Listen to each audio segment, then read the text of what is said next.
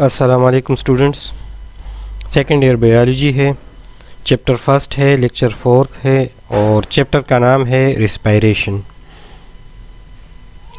Topic है breathing. Breathing और ventilation is the process by which air move into the lungs and also air move out of the lung that facilitate gaseous exchange.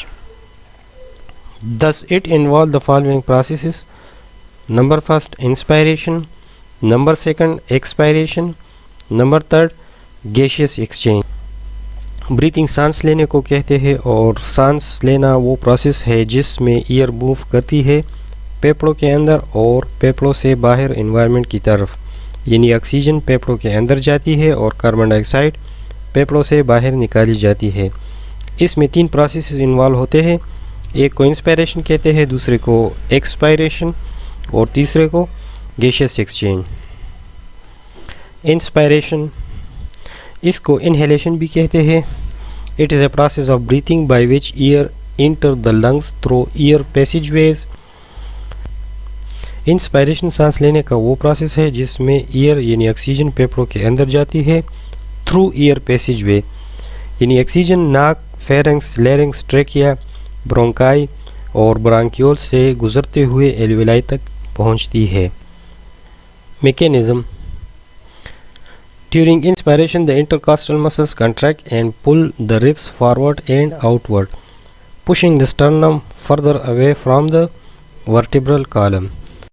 Inspiration के दौरान intercostal muscles में contraction होती है जो ribs को आगे और बाहर की तरफ खींचते हैं और इसी तरह स्टर्नम को वर्टिब्रल कॉलम से दूर धकेलती है।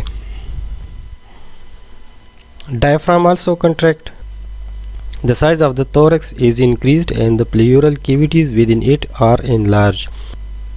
इंटरकॉस्टल मसल्स और डायफ्राम में कंट्रैक्शन की वजह से चेस्ट कैविटीज़ और प्लेयूरल कैविटीज़ की साइज़ में इजाफा हो जाता है।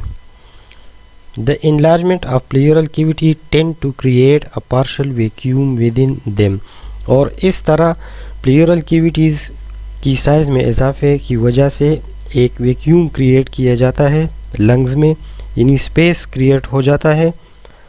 The pressure around the lungs is lowered and air rushes into them through air passageway, और साथ साथ लंग्स में एयर प्रेशर कम हो जाता है जिसकी वजह से एयर इन्वायरमेंट से मूवमेंट करती है थ्रू एयर पैसेजवे लंग्स की तरफ।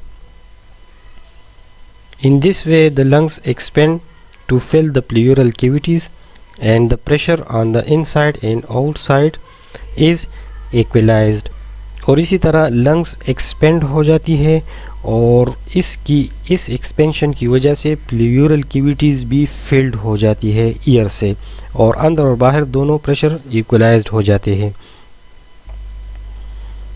दस the mechanism of human breathing is a suction pump mechanism. इसी वजह से इस मैकेनिज्म को एक सक्शन पंप मैकेनिज्म कहते हैं, यानी लंग्स एयर को खींचती है अपनी तरफ। कुछ टर्म्स है इसको एक्सप्लेन करते हैं। Intercostal muscles. Muscles that are present within the rib cage consist of three layers of muscles: external, internal and innermost layer. They combine to fill the space between the ribs. ये वो muscles है जो rib के दरमियान होते हैं।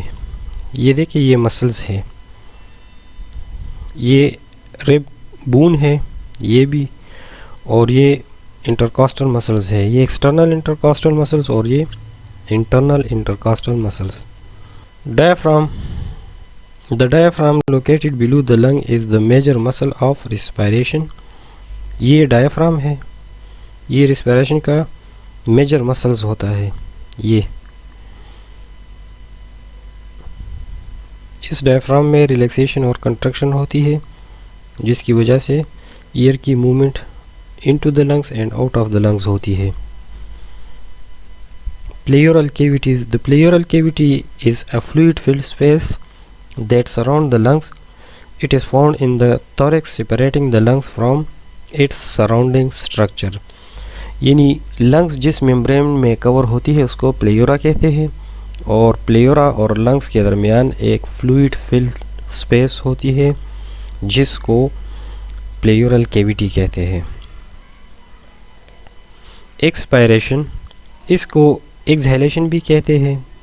The process by which air is expelled out of the lungs, ये वो प्रोसेस है जिसमें हवा यानी कार्बन डाइऑक्साइड फेफड़ों से बाहर निकाली जाती है एनवायरनमेंट की तरफ। Mechanism, during expiration the intercostal muscles of the rib relax, the ribs move downward and inward. Expiration में जो प्रोसेस होता है वो इंस्पायरेशन के बिल्कुल उलट होता है, यानी इंस्पायरेशन में इंटरकॉस्टल मसल्स कॉन्ट्रैक्ट होते हैं जबकि एक्सपायरेशन में इंटरकॉस्टल मसल्स रिलैक्स होते हैं। बिल्कुल इसी तरह रिब्स की मूवमेंट भी उसके अपोजिट होती है। The size of the chest cavity reduced from side to side, chest cavity की साइज में रिडक्शन होती है from side to side. The sternum comes to its original position, decreasing the size of the chest cavity from front to back और dorsoventrally. इसी तरह sternum भी अपने असल पोजीशन में चला जाता है और चेस्ट कैविटी की जो साइज़ है डॉर्सोवेंट्रली या फ्रंट से बैक तक इसमें भी रिडक्शन होती है। At the same time the muscles of diaphragm relax and the diaphragm assume its dome shape position. बिल्कुल इसी वक्त डायफ्राम के मसल भी रिलैक्स होते हैं और डायफ्राम एक डोम शेप शक्ल इख्तियार करता है। इंस्पायरेशन में डायफ्राम के मसल्स कंट्रैक्ट होते हैं जिसकी वजह से वो एक फ्लैट शेप इख्तियार करता है, जबकि एक्सपायरेशन में इसमें रिलैक्सेशन होती है और इस रिलैक्सेशन की वजह से वो एक डोम शेप इख्तियार करता है।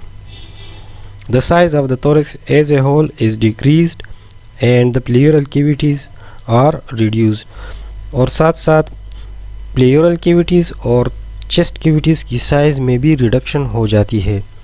This reduction in the size of thorax exert pressure on the lungs, और चेस्ट कैविटी की साइज में रिडक्शन की वजह से लंग्स पर प्रेशर इस्तेमाल होता है। The lungs themselves are very elastic and tend to return to their original position. Lungs बजाते खुद इलास्टिक होते हैं और इस इलास्टिसिटी की वजह से उसमें ये रुझान होता है कि वो वापस अपनी असल पोजीशन में आ जाए। When the lungs are pressed, the expiration occur, और जैसे ही लंग्स को प्रेस किया जाता है तो कार्बन डाइऑक्साइड जो लंग्स में होता है, जो टिश्यूज़ और सेल्स से आता है, तो वो कार्बन डाइऑक्साइड बाहर की तरफ खारिज होना शुरू हो जाता है। डायग्राम की तरफ आते हैं, ये देखिए ये डायफ्राम है। ड्यूरिंग इंस्पायरेशन डायफ्राम में कंट्रैक्शन होती है, इस कंट्रैक्शन की वजह से ये फ्लैट शक्ल इख्तियार करता है और चेस्ट कैविटी में इजाफ़ा हो जाता है जिसके नतीजे में ईयर अंदर की तरफ मूवमेंट करती है। ड्यूरिंग एक्सपायरेशन डायफ्राम में कंट्रैक्शन की बजाय रिलैक्सेशन होती है और रिलैक्सेशन की वजह से ये डोम शक्ल इख्तियार करता है जिसकी वजह से चेस्ट कैविटी की साइज़ में रिडक्शन होती है और कार्बन डाइऑक्साइड यहाँ से बाहर इन्वायरमेंट की तरफ मूव करती है।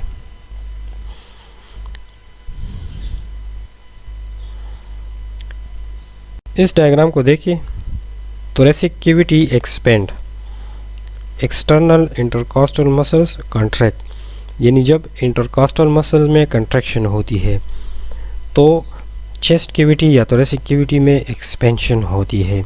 जिस तरह ऊपर डायफ्राम में ये देखें इसमें कंट्रैक्शन होती है तो इसके साथ साथ इंटरकॉस्टल मसल्स में भी कंट्रैक्शन होती है, तो ये दोनों एक साथ कंट्रैक्ट होते हैं जिसकी वजह से चेस्ट कैविटी इनलार्ज हो जाती है और हवा इन्वायरमेंट से लंग्स की तरफ थ्रू ईयर पैसेजवे मूवमेंट करती है। और यहाँ इसको देखिए, thoracic cavity reduces external intercostal muscles relax, तो जैसे ही इंटरकॉस्टल मसल्स में रिलैक्सेशन होती है, ये बिल्कुल ऊपर इस डायग्राम में देखें डायफ्राम में रिलैक्सेशन के साथ साथ इंटरकॉस्टल मसल्स में भी रिलैक्सेशन एक साथ होती है, तो इससे चेस्ट कैविटी या थोरैसिक कैविटी की साइज़ में रिडक्शन हो जाती है और इस रिडक्शन की वजह से यहाँ से ईयर यानी कार्बन डाइऑक्साइड मूव करती है इन्वायरमेंट की तरफ। Gaseous exchange. Gaseous exchange occur in the lungs between the alveoli and a network of capillaries which are located in the wall of alveoli. During gas exchange, oxygen moves from the lungs to the bloodstream. At the same time, carbon dioxide passes from the blood to the lungs. Gaseous exchange lungs के अंदर alveoli में होता है. Alveoli के इर्द गिर्द capillaries की एक नेटवर्क होती है और इस कैपिलरीज में जो ब्लड होता है उसमें कार्बन डाइऑक्साइड होता है. ये कार्बन डाइऑक्साइड ब्लड कहाँ से लाता है? ये टिश्यूज़ एंड सेल से.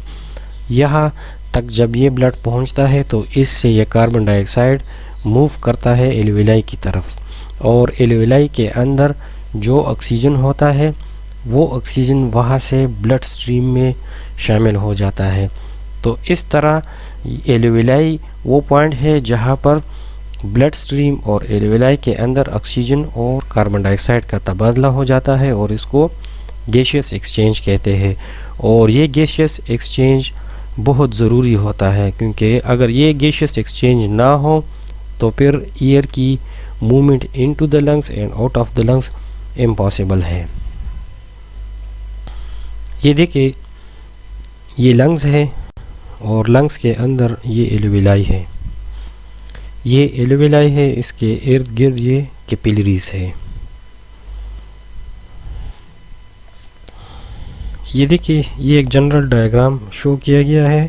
एल्वेलाई है ये और एल्वेलाई के गिर्द ये कैपिलरी है.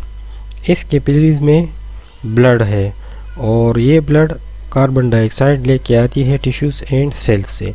यहाँ ब्लड से कार्बन डाइऑक्साइड मूव करती है एल्वेलाई की तरफ से और एल्वेलाई से ऑक्सीजन मूव करती है ब्लड स्ट्रीम की तरफ. तो इसको गैसियस एक्सचेंज कहते हैं. Subscribe the channel, press the bell icon, like the video and leave a comment in the comment section. Thanks for watching.